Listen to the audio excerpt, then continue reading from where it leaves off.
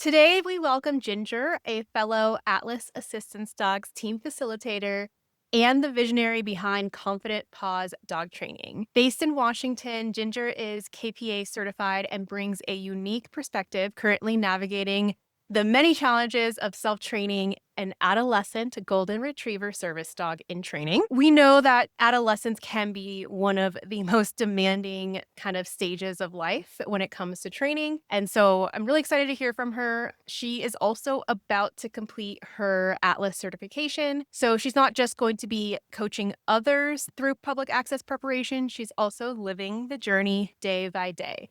So, welcome, Ginger. I'm so glad you're here to provide your perspective, both from the lens of a trainer as well as someone who's actually going through the process themselves. So, do you want to just start off? Maybe tell us a little bit about yourself, your dog, and if you're comfortable, tasks that you're currently training and what you're training your dog for, and what your dog's name is, because I didn't get that.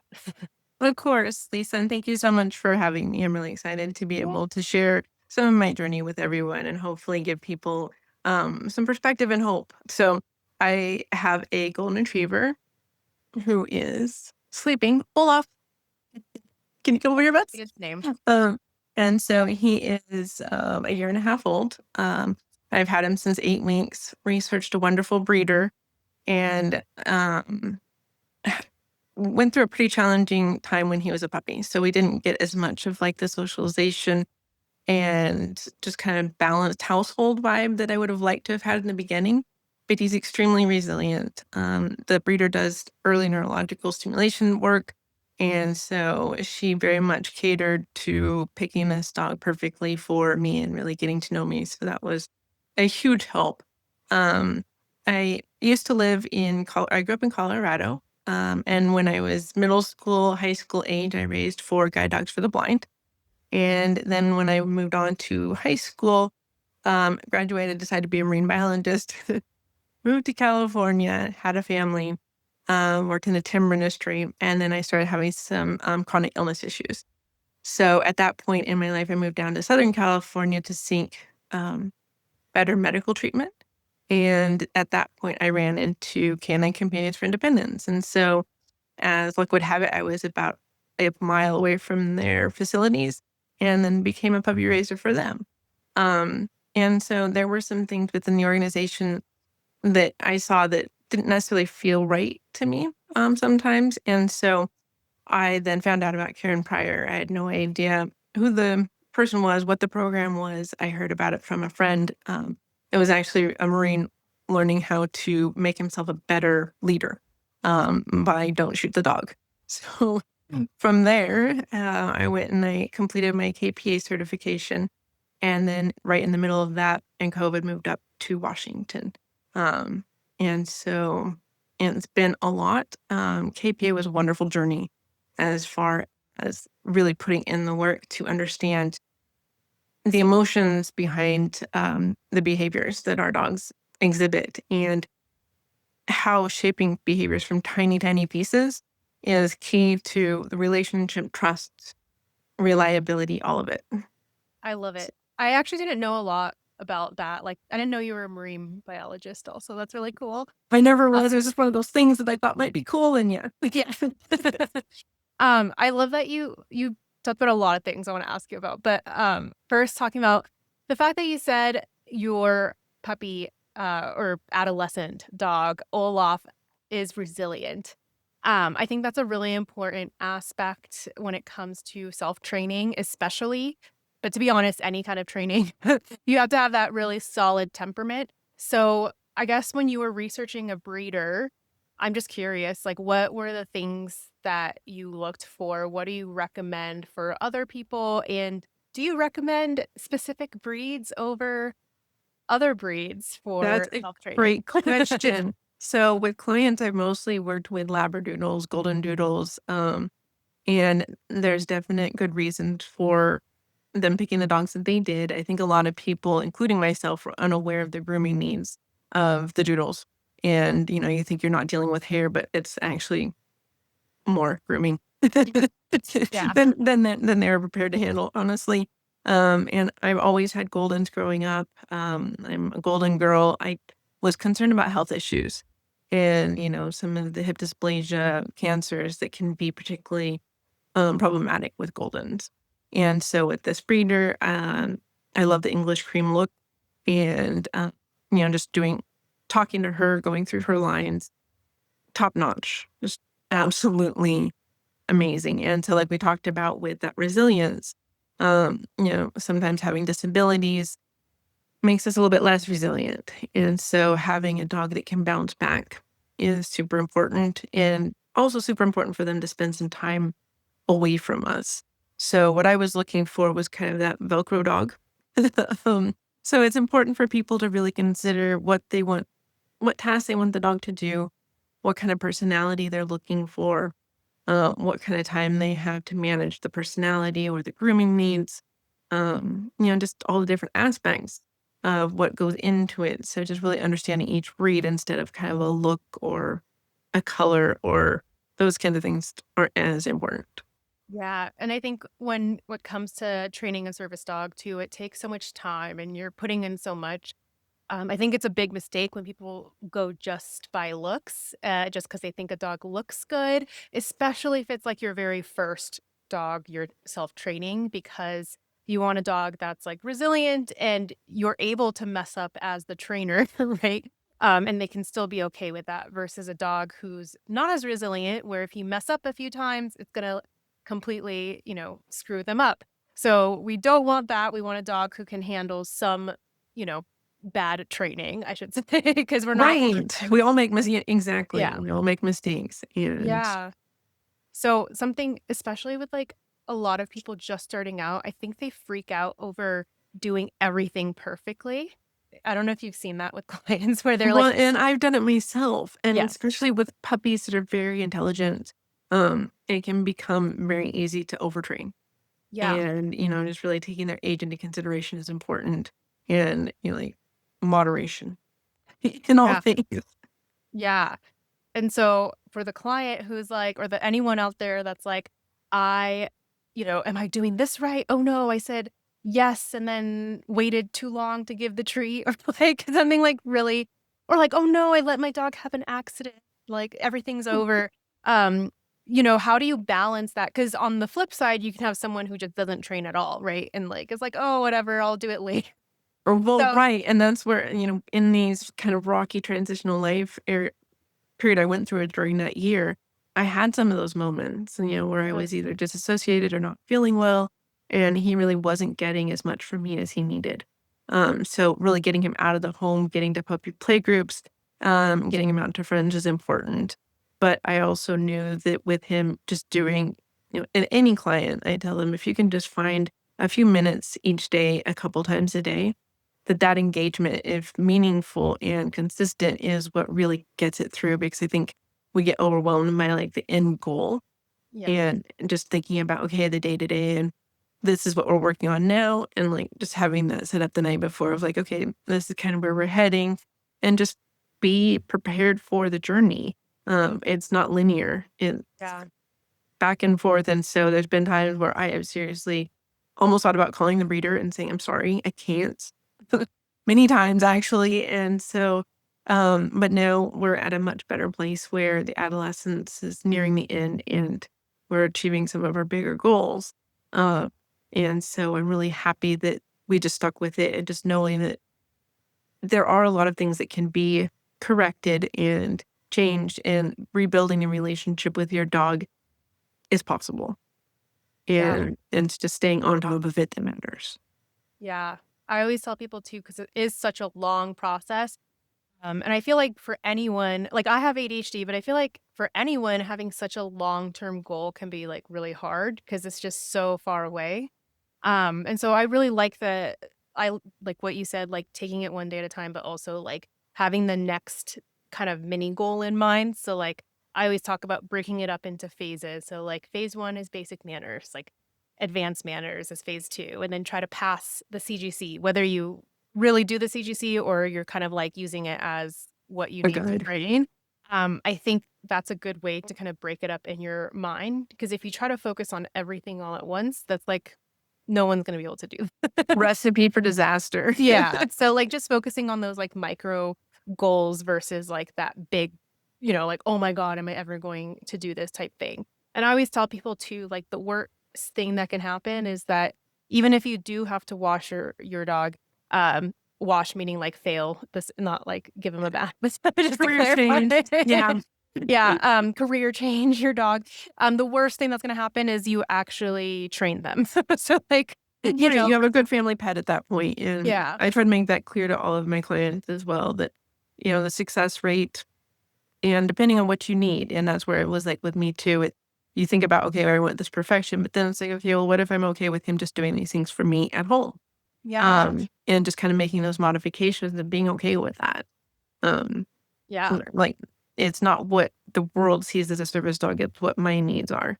And, just kind of reframing my perspective because and being a lot like seeing my clients in a new way too, with yeah, the challenges that they face, has really made me more observant because that has been critical with him and kind of understanding his emotional needs and like yeah, how much just your household psychological feeling can really change your, good and bad. yeah, So it's really focusing on that part most. for sure.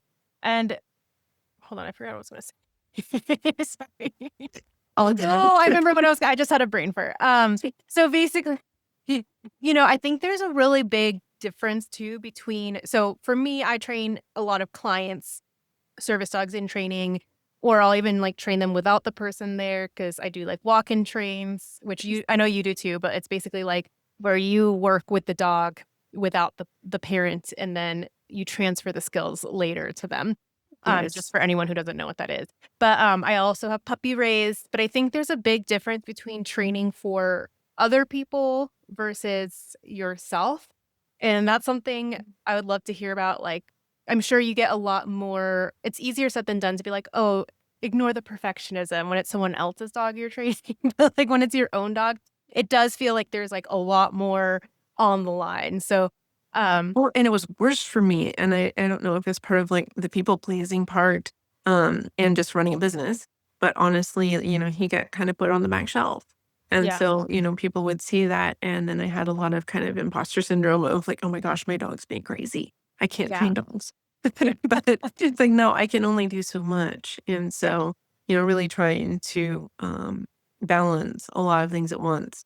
So I would definitely if I had it to do over again, would really allow a lot more time, for just that period with just us, without trying to run my business at the same time. And, but just knowing too that, like, by doing those little pieces with him, that was way better than nothing. yeah. Um, so and then he would I get the experience of having friends to play and For sure. that kinda thing. Yeah. I was gonna say too, like, I think that's a really important point. Like, yes, you are a dog trainer, and I do get the whole like, that's your job, right? So when you come home, it's almost like bringing your work home when you have to train your own dog too. Just from just my perspective of like training any dog, when I come home, the last thing I also want to do is when I've been training other people's dogs all day to come home and then train my dogs like intensely. Right. Uh, but I think that brings up a good point just in general for even people that aren't dog trainers is like you have to make time to prioritize what your goals are. So like if you really do want to self-train, you have to prioritize making time for that. And I think a lot of people get really, really excited when they realize that, they can self-train a service dog. Cause I know, for me 10 years ago, like I didn't know like I would even necessarily qualify, with as a disability, if that makes sense. Because like, I Yeah. thought, like, you could only have a service dog if you were, like, blind or, a physical disability. I didn't really know much, and so I think when people find out that they can, they get really excited without knowing fully what they're getting themselves into. Uh, so now that you're kind of doing this for yourself too, like, who would you say self-training is not a good fit for? So let's say you would benefit from a service dog, but maybe self-training isn't the right thing for you. Maybe it's uh, getting a already trained service dog from an organization or getting on. I know the wait lists are really long for Well, already. and it's so hard, and like you mentioned that they cater to specific illnesses or disabilities, and Yeah. so that's really hard, from that perspective. And then if you want to buy an already trained service dog, it is so So financially limiting. And when you're disabled, you're already financially limited. So I guess my advice would be at least have a trainer for the beginning period, for the socialization period with your puppy. Make sure they're getting properly socialized and that you understand their body language, getting that routine kind of set and having someone really with you to make sure that that's kind of happening in a way that's safe for the puppy. And then also adolescence. I think adolescence is very underrepresented. And just from like a general perspective from just even clients that aren't having service dogs, they've gotten calls where people think that their dog has been possessed. yeah. So it's like, what happened? What happened to this dog? And then realizing like that can last till 2 years. So, I mean, and just getting through those you're not gonna have a full service dog on your hands until the dog's gonna be about 2 anyways.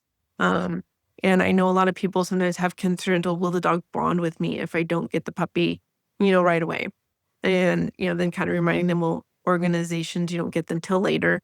And, so finding some sort of, I guess, middle ground or maybe hiring someone to raise your puppy for you. So where they're ready for, like, the CGC and getting to that point. Um, or if you have a household where you have a lot of support. Because a lot of people, especially with kids, that are disabled, they're already stretched pretty thin. And so bringing a puppy into the mix can be, again, what we're talking about with just the feelings in the household. If there's stress or high energy, that's really going to put a lot of strain on everybody, including the dog. Yeah, and, that brings up I have a client who has I have a few clients that got a service dog in training for their kids, with autism, and they really struggle in the puppyhood phase because of crate training. It's almost like the it creates more stress in the beginning is ultimately what I'm trying to say, because the Right. puppy is, like, crying in the crate. They end up reinforcing the crying because they don't want their kid can't handle the barking, right? Because it's too loud. So they end up reinforcing the barking, which makes it worse, but in the moment, they just really need the barking to stop. Just stop right now. So, something I have recommended to people now is, like, before you get the puppy, almost like desensitizing a dog, like, start practicing some of those coping strategies. Someone from Atlas, I think it was during Clicker Expo last year, was telling me that practicing with their kid prior was really, really helpful, and telling them, like, stand like a tree when they start nipping, hands on your heart, focus on your breath, and then, like, practicing that prior to when the puppy is coming home. So that way you already have those skills, um, ready for when the puppy comes home. Because what ends up happening is, like I said, you end up reinforcing a lot of those behaviors because natural human reaction when a puppy barks or if they start nipping at you is to scream and run away, which is Yes. very, very exciting for a puppy. Right, and Uh, very reinforcing, and I don't know if you've heard of loops, those earplugs? oh, yeah, yeah, yeah. That's a Those are another great thing that I use sometimes too, where it's like I just yeah. can't handle any more stimulation. Mhm. And so just, helping people with that if, some autistic kids don't wanna wear anything because of textures or whatever, but that's helpful. But yes, definitely a big thing to think about, and prepping kids for that because once the puppy's there. Yeah. So, practicing beforehand and getting some muscle memory is a good thing, and some nervous system, like, working on balancing is good. I'm crazy because I don't know why I wanted this challenge, but I was like, I want to see if I can meditate next to the puppy barking in the crate.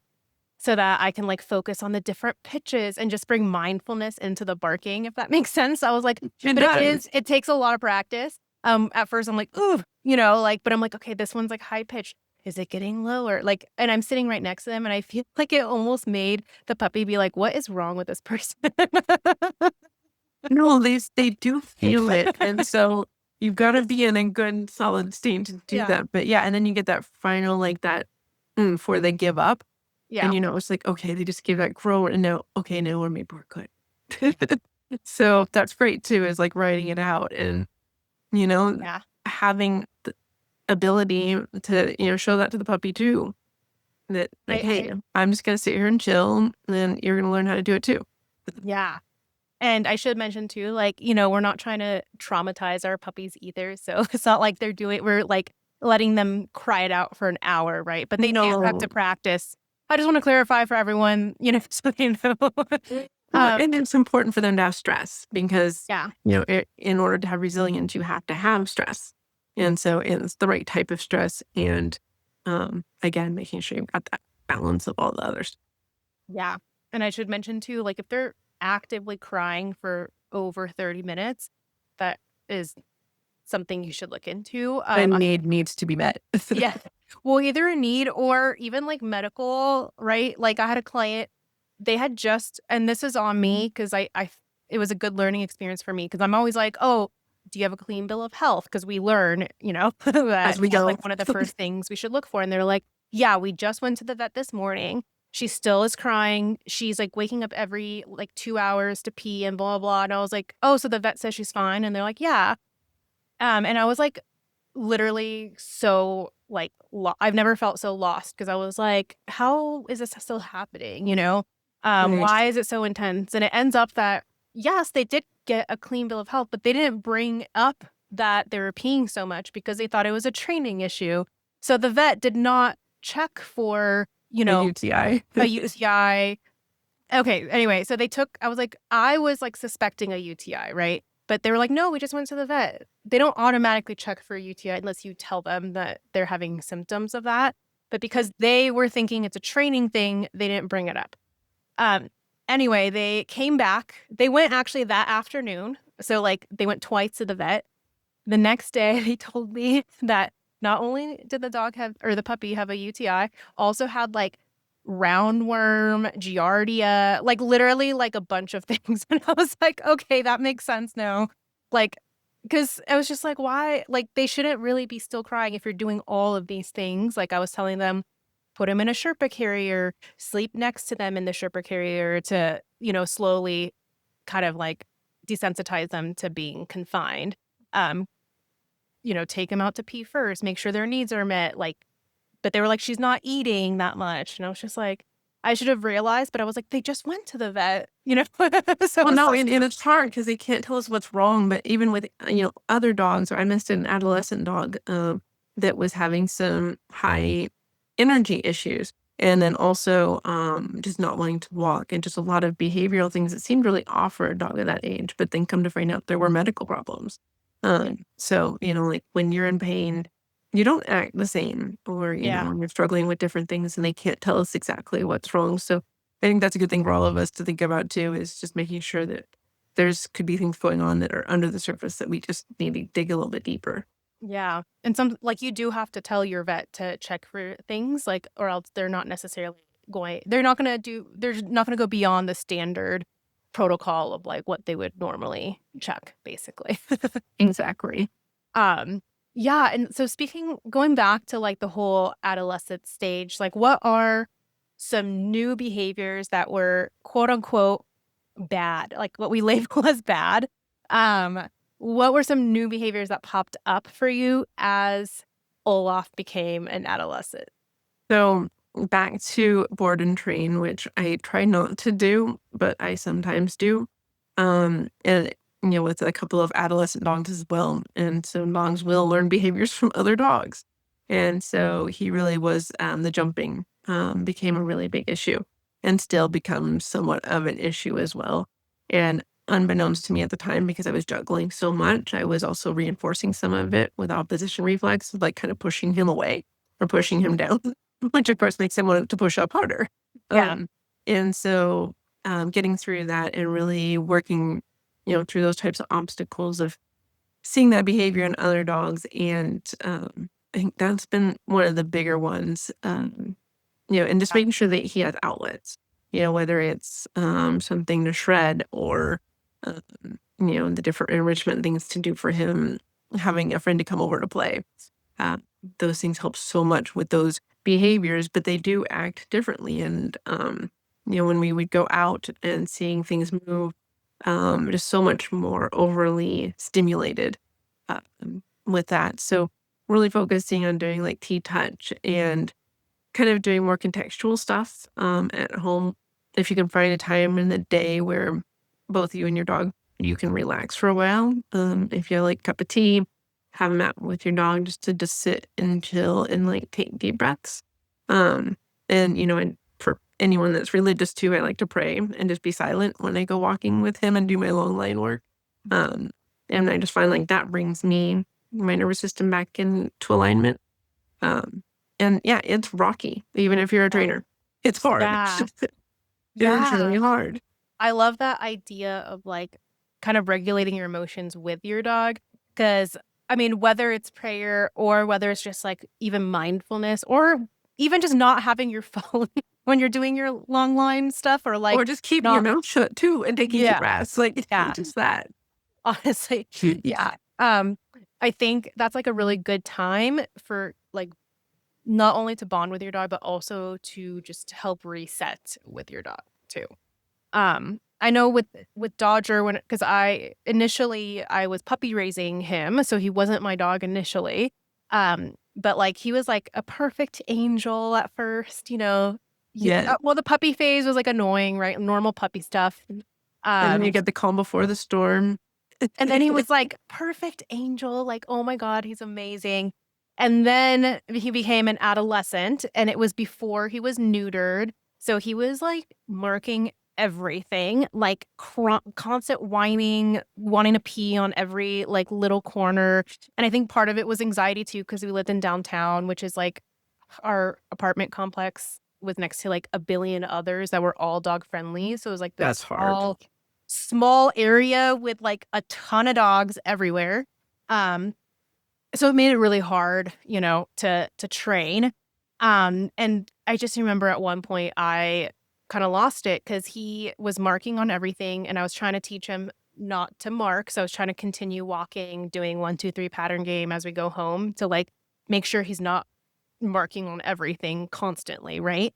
And then Right. we get home and he like looks at me and marks on the couch. I was like, "Oh, you are Oh, going didn't. back." I was like, "You are leaving."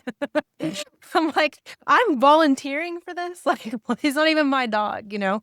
But I got really lucky in the sense that once he got neutered, a lot of those, like, it improved drastically. I know that's not always the case, like, you But can't just yes, it can fly, be. And I but was raising a puppy for Atlas, same thing. Neutering was a huge game changer. And I mean, the yeah, dog was amazing always, but yeah. yeah, somehow I always end up getting adolescents. People just, yeah, they end up here. Well, Dodger what ended up being career change because he really isn't as resilient as he needs to be able to do like service dog work out in public. He's very scared of stairs. He's very scared of like if he's scared of something, he just won't. He just really doesn't Shuts want down. to do it. And shuts down. Like he just lays down and like I call it going to sleep because he like closes his eyes and is like, I'm just laying here and I am, I'm just going to be a statue.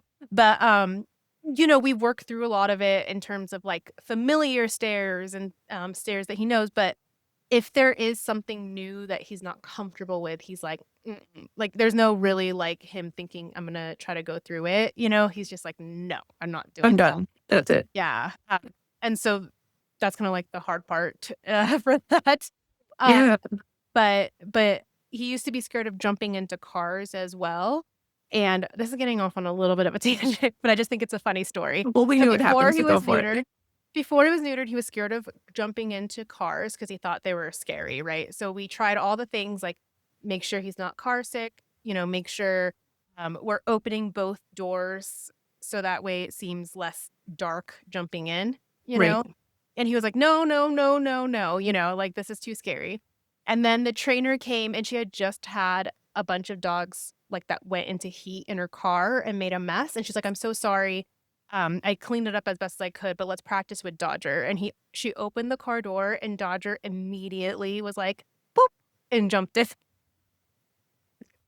And I was like, oh, that's like such a great training technique. So gross. But like, I was like, of course. And then after that, he was like, oh yeah, I'm fine with cars. That wasn't that scary. Um, that's my like random side story that I thought was really funny. Yes, no, and it's really good too to draw from other trainers because sometimes we hit a wall, and you gotta reach out and come up with other ideas because we have to be very creative sometimes. Yeah, for sure. Okay. So my other question too is like when it comes to so actually what are your tasks again that you're training? Oh, and yeah, so I have mast cell disease and then also POTS, um, and PTSD. And so right now we're doing a lot of deep pressure therapy. It's doing anchor, working on medication retrieval, um, and and he also is very supportive when I have anaphylaxis. And so we're starting to kind of, it's hard for me because I'm alone, um, to really pair it right because I'm out of it. So at that Yeah. point, he has picked up on some of it on his own, but I really want to work with other people too to kind of try to hone that in if something's happening to help me with that. And so he's, like we talk about, they can't always pick up on things that are happening. And so I know that at least he'll be a good task dog. And I have no concerns about him being able to work in public. It's just me getting him there. Yeah. And so he is, again, very intelligent and very resilient. So he just wants to be around everybody all the time and combine with their spleen. So that's, Yeah. just doing we we're not even close to being able to like approach another dog and be able to be calm with that, but we're getting there with calm greetings with people. So that's, I mean, the linear, it's just knowing that just keep working on the little chunks and to Yeah. know your limits, know your dog's limits, and then be okay with things kind of switching around. And sometimes just by letting some of it go and trying something that's a little bit less intense can Yeah. really have an excellent result. Like just a couple days ago, he went with me to a therapy appointment, and I was kind of nervous and anxious, and so he was kind of hyped up, and the therapist was great and played with him, but I was just kind of embarrassed by his behavior. And so when we left out, we walked up and down the street. So we sat down and just watched the world go by so we could both kind of process. And he just sat there and just watched everybody go by. It didn't even try to approach anybody. So, it was just a good thing to wind the day down where it's like, okay, I'm done. We're not doing this anymore. I'm done.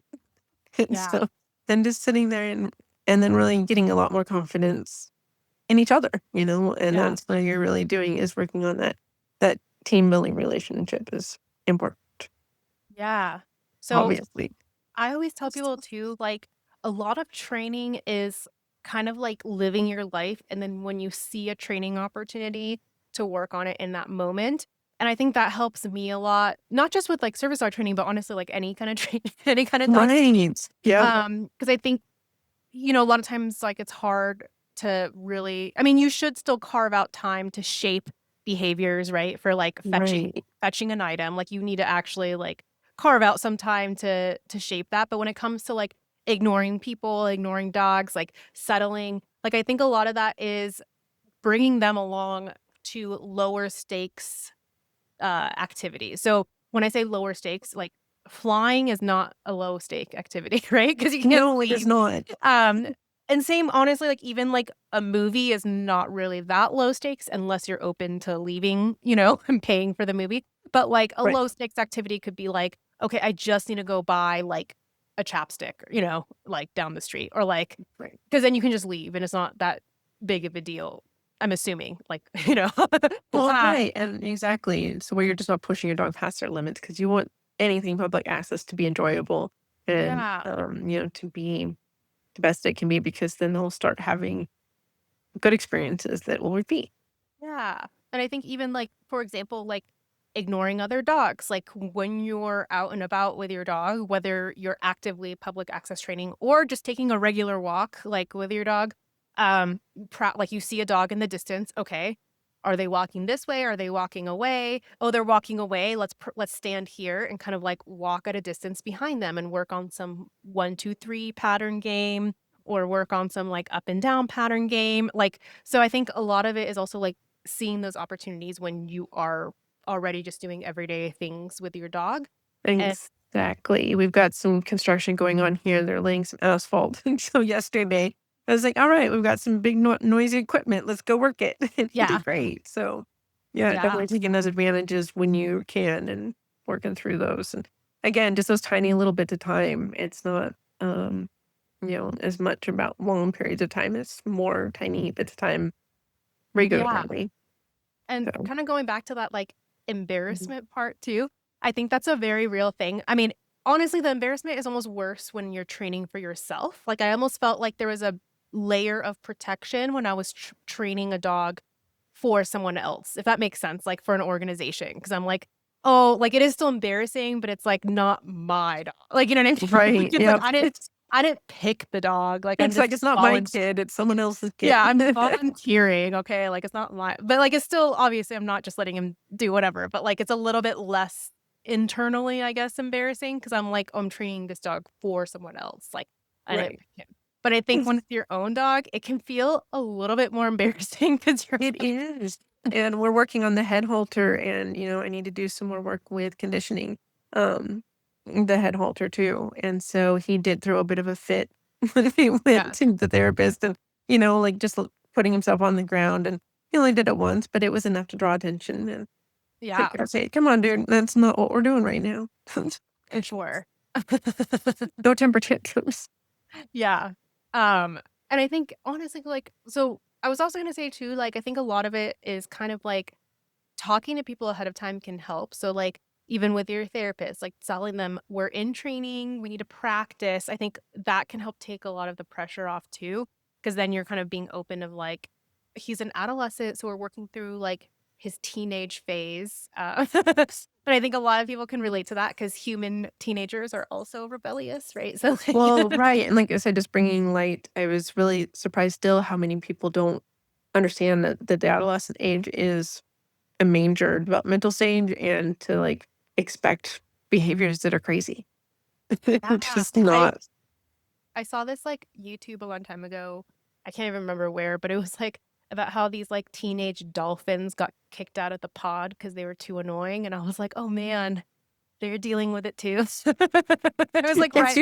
Yeah, universal, it's yeah, it universal. is because I guess biologically, like, when you're a teenager, you're trying to become more independent for adulthood, so that's why, Right. um You rebel against you your rebel against what you know because 'cause you're trying to be independent, yeah, but, um but yeah, I think yeah, it can be really challenging because and yeah, and I had to have 2 teenage daughters too. So, that I was didn't know that. Oh my I god, do, that's a lot. yeah. They're great though, they're amazing. I was like I always think of when I was really bad when I was a teenager, but anyway, that's a whole 'nother that's For not another related. show. Yeah, that'll be another episode, just kidding. It's okay. Um, yeah, and so actually going back to, like, looking for those moments and stuff where you can, like, train, I just thought of something when Dodger was an adolescent and we were at the grocery store, I was so embarrassed because I think I didn't realize how many vegetables people drop in the produce aisle because you don't ever look at the floor when you're, like, shopping for produce. Right. And I guess someone had dropped a bunch of, like, Brussels sprouts because then all of a sudden, I didn't realize they were there, and Dodger's just like, like, eating all the Brussels sprouts on the ground, just to clarify, it's not stealing them from where the produce is, but I was like, "Oh my god."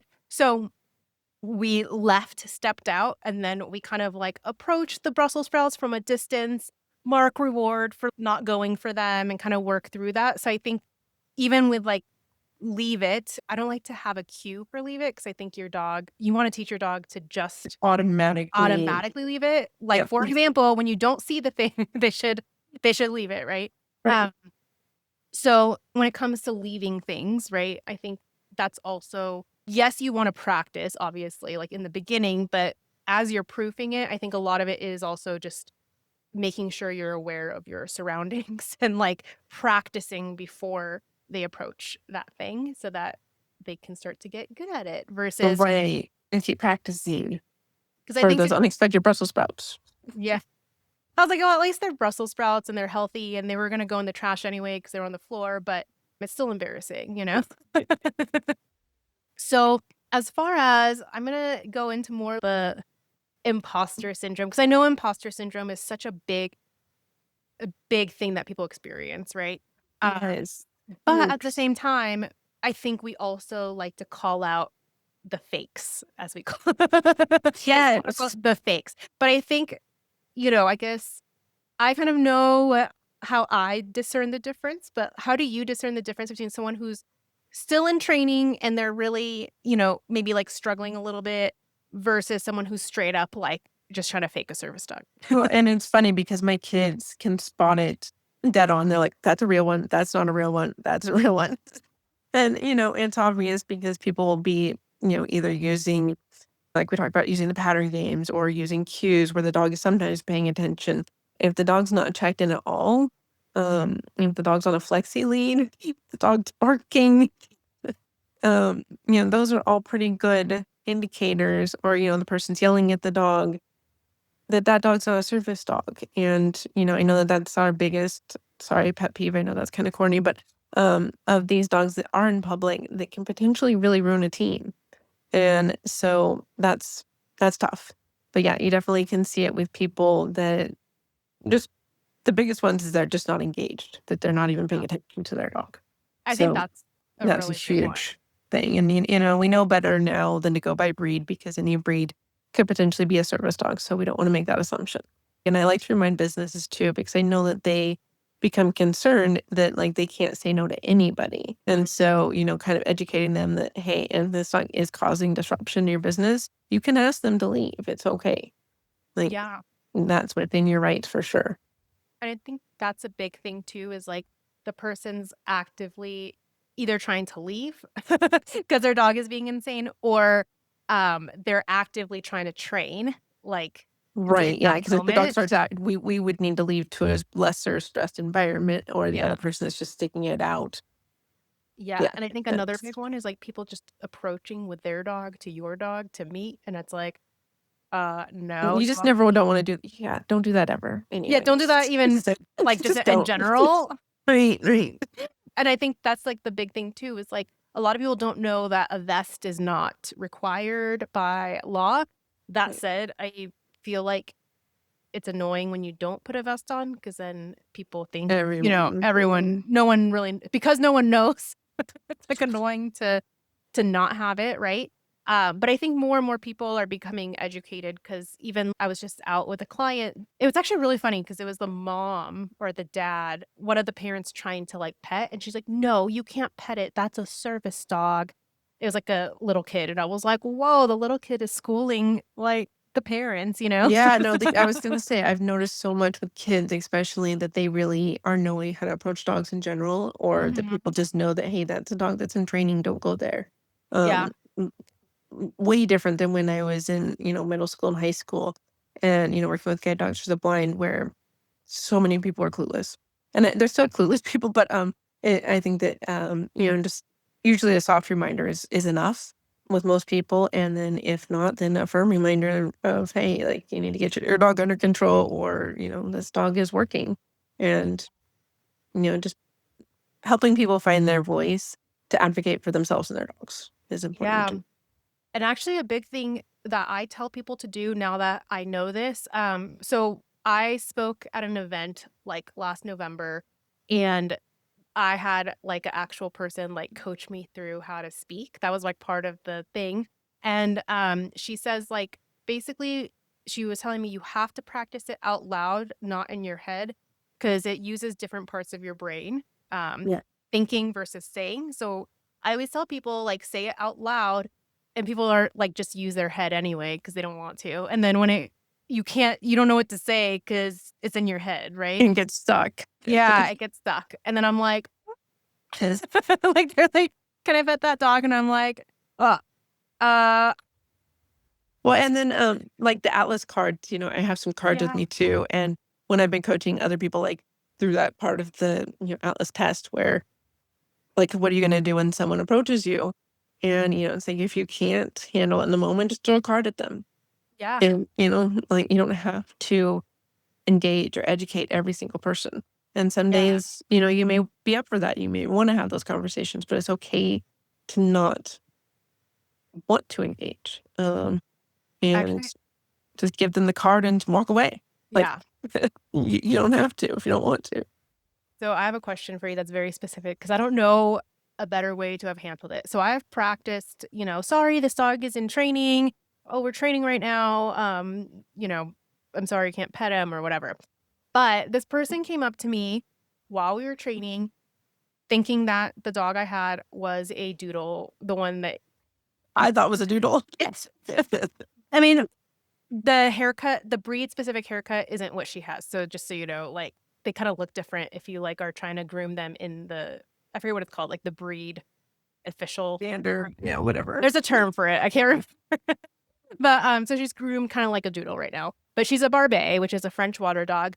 And people always tell me like, "Oh, cute doodle" when I'm training her, and I'm like, "Thanks," because I'm not going to be like, "Oh no, she's a Barbet." It depends on my mood. Sometimes I'll tell people. But Right.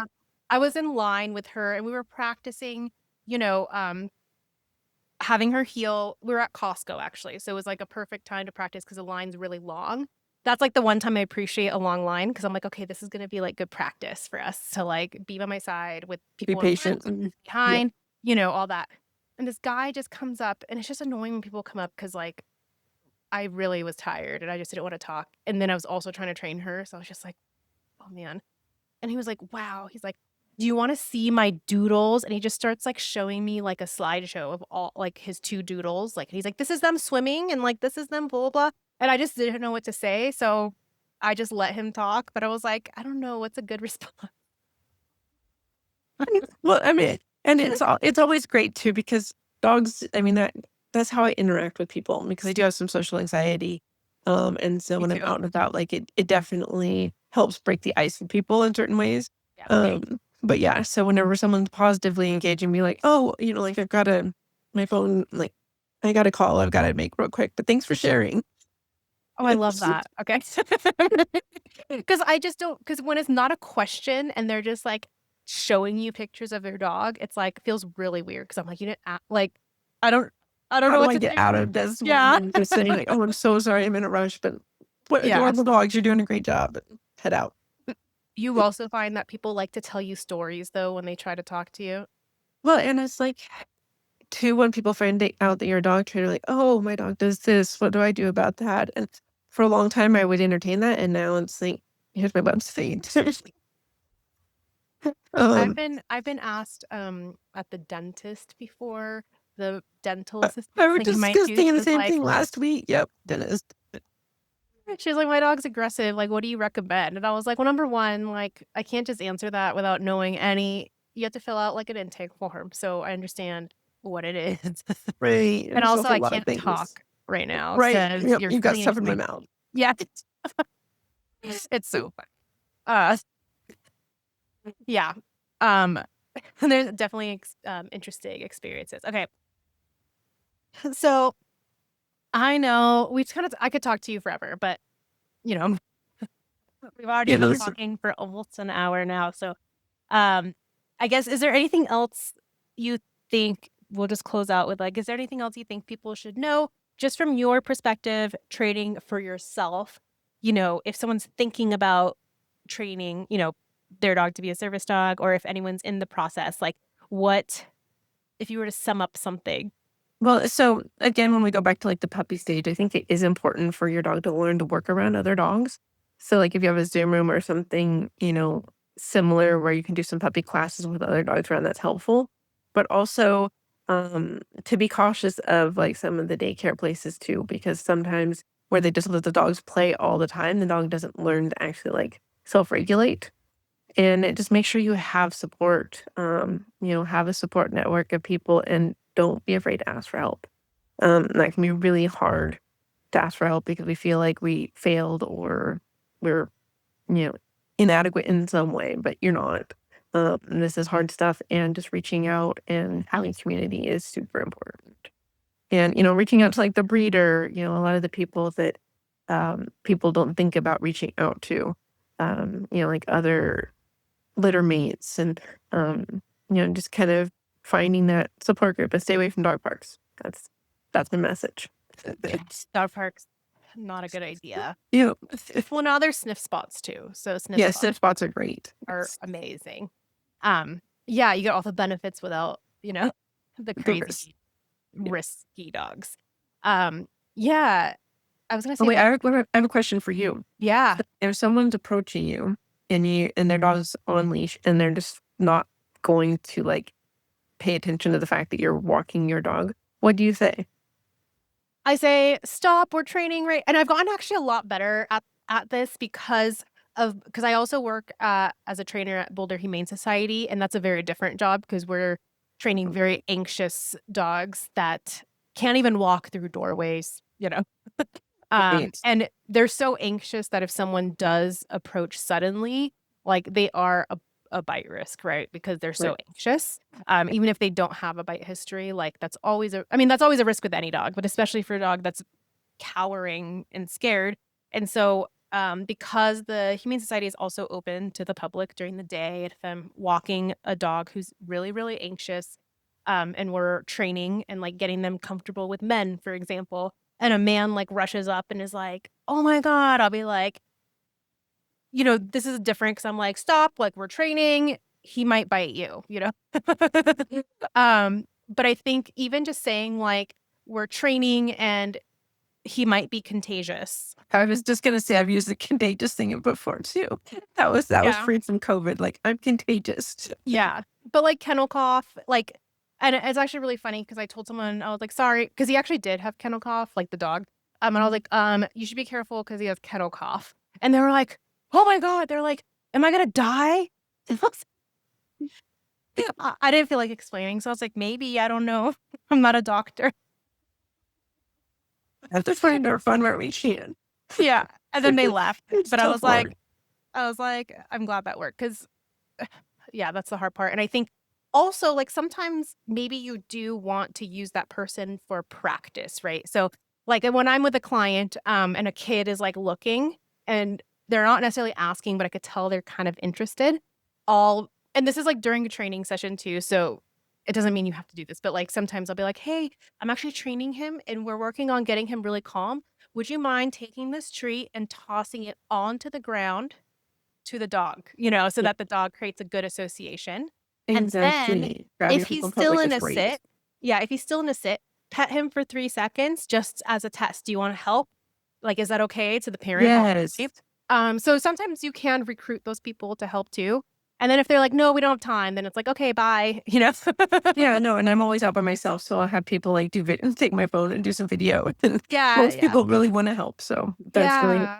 that's the good part of having dogs out in public and engaging people in a positive way. So Yeah. So I think that's also, like, a good option too that people forget is you can always ask them to help you with, right. training. Um, cool. So, where can people find you if they want to learn more about your business and you? So www.confidentpaws.com, and yeah, really would love Cool. to connect with more people. And we'll should do some more on other topics. I'm sure we can talk a lot more. Yeah, I was like, I don't want to open up a can of worms, but there's definitely other I side know. Yep, yep. things I wanted to talk about. But All right, alrighty. Lisa, thank you so Thank much. And you. this is fun. Yeah. Thanks. Bye.